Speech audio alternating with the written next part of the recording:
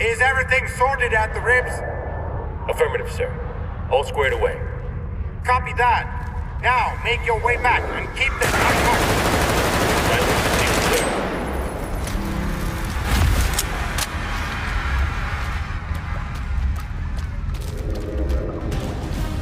Larger hands-on. I played the same little chunk, the prologue chunk from Gamescom, but then I got to play the other chapter after that. Nice. Yeah, because it was like, what, 3-ish hours or something you were there? Yeah. Yeah. Stalker is one of those things that's eluded me.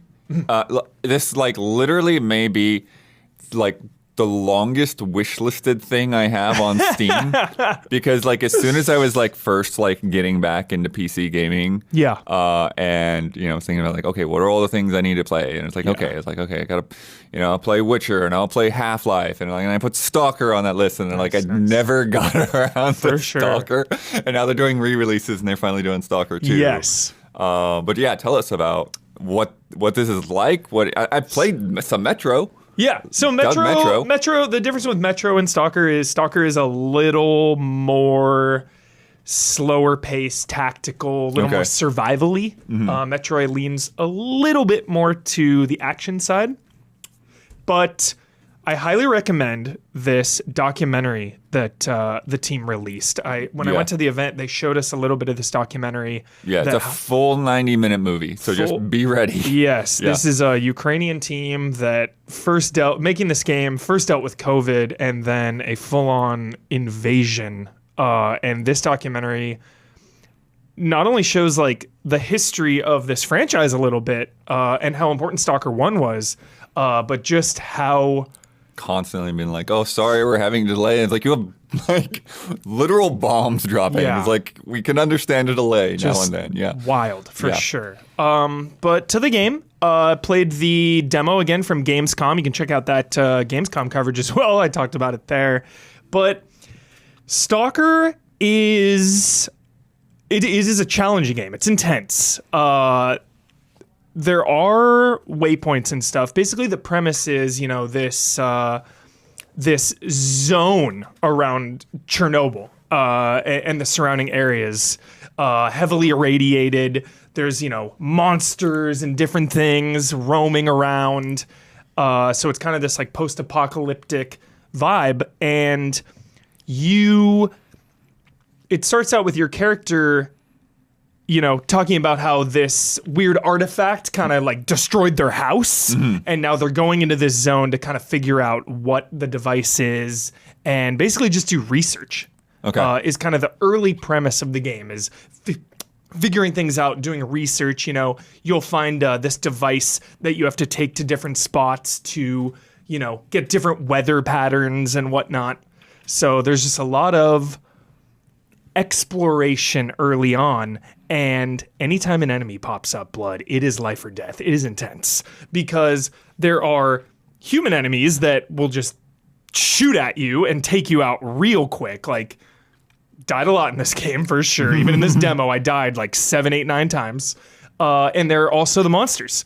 And, you know, for example, one of these monsters is just some predator cloaked enemy running around, fully invisible, comes up to you, swipes at you, like decloaks, swipes at you, runs off. It's out of control, blood. I'm mostly running in this game and hiding. So with that, like, what is your counter to that? Do you have like traps and stuff that you lay down in addition to guns, or? I didn't have any survival type game. You have, you know, weight limits, which are very generous. Don't be concerned. Don't be alarmed. There's weight limits. There's durability on the weapons, which is also fairly chill. Enemies drop weapons. You know, you can pick them up, but they will have a little durability on them. There are side quests kind of scattered throughout. There's a main hub town as well that you can exchange, you know, currency for, stock up. They'll give you additional side quests. Is there anything with that durability? Like, how do you kind of like bring that back up? Is there I think I didn't get to mess with it, but I think you can find someone in town that can like repair weapons. I was mostly just like Nothing any like kind of that. modifying. Nothing like that, but you need to like empty the bullets from the guns when they're on the ground. You know, it'll be like unload, take the bullets with you, leave the gun. Got it. So like resources are not, you know, you're not fully dry all the time, but it's one of those games where you always need to be mindful. What about like reloading? Reloading takes a while. Okay. And you know, you don't want to leave a full gun on the ground. You want to take the ammo with you. Yeah.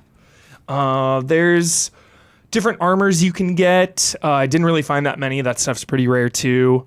It's a really crazy hostile environment. So like little anomalies will go on, and you have this device that can kind of like a metal detector type thing, and it'll, you know, beep and pick up a signal. And these things kind of like phase in and phase out and phase. There are dialogue choices. I don't know how much those affect the game really. Yeah, that's Just like, kind of- what is like a town hub? Does it have a good vibe and all of that? Yeah, good vibe. You know, people just kind of playing guitar, hanging out. Very depressing game, obviously. You know, bleak. And People you are- actually in this, you are fully immersed. You're going Ukrainian VO, right? Oh yeah. And they encouraged it too. Yeah. When they started, they were like, "Yeah, we encourage, you know, to really immerse yourself." It's that kind of game where it's just beautifully crafted.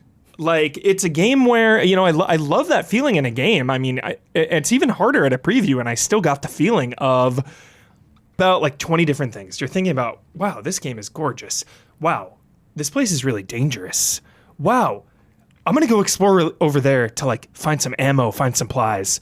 Oh, there's the town over there. I can't wait to get over there. It's just like, you're thinking about combat encounters. Combat encounters are really solid because they're just so lethal. But there were some times where I had to go into a base, you know, stealth some people out. Just classic stealth game things, Blood, where, you know, you're killing some guys and, you know, and then just like a lot of like ducking and covering. You know, if you get into a firefight in this game, it is not Wolfenstein. It is not Doom. I mean, you are peeking out, peeking in. You die so quickly. A few hits. So yeah, there's just a lot of peeking, a lot of ducking. Blood, that was pretty much it. You know, one of the missions was to go into this little cave thing to recover something for a guy, and down there, you know, were just very hostile beasts and radiation. Another guy was like up in a windmill, fully freaked out, so he set up trip mines everywhere, so you had to like deactivate the trip mines. So just a really good atmosphere and just intense. I mean, this is an intense game. It's not going to be for everybody, but if you like your games atmospheric and uncompromising, Stalker 2 is the game for you. Felt pretty generous with saves too. I think you could save pretty much any time, you know, out of combat. Little quick save. Yeah, yeah, so, that's good. Yeah, but just Especially in a stealth game. Like, Yeah. I know, like, you can go a little too far with it and you can abuse it sometimes, but sometimes it's like, I don't want to just stand around and wait for. And I think they did such a good job of having the documentary come out. I mean, they're doing everything they can to just get everybody on board.